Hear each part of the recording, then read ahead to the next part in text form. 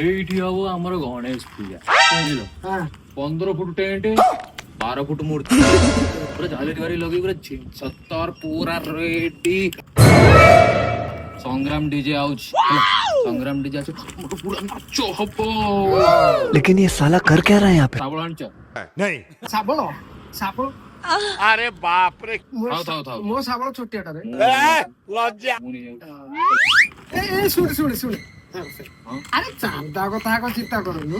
କେତେ ଚାନ୍ଦା କରୁଛୁ କେତେ ଚାନ୍ଦା? 5টাରେ 3ଟା ଶୂନ 5,000 ହଁ 5,000 ତାହେଲେ ଟଙ୍କା 100ଟା ରଖିଥା ପକେଇଦେ ତା ଖାତାରେ ପକେଇଦେ। ହଉ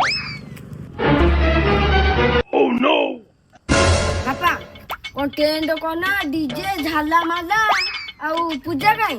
ପୂଜା ହଁ ଆଉ କଣ ପୂଜା ଅଛି? ପୂଜା ନାହିଁ ରେ ପୁଅ। ଆଉ ପୂଜା ଭକ୍ତି ନାହିଁ ରେ ଭେଇଆ। ଏଠି ଖାଲି ଟେଣ୍ଟ କନା ଆଉ ଝିଲିମିଲିରେ ସବୁ ବାଇଆ।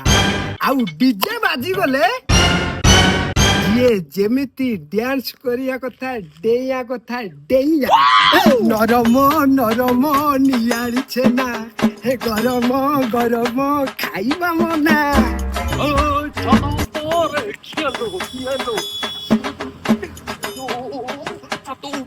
କଣ ନାଚୁ ନା? ଏ ଶଳା ଗୁଢା ନା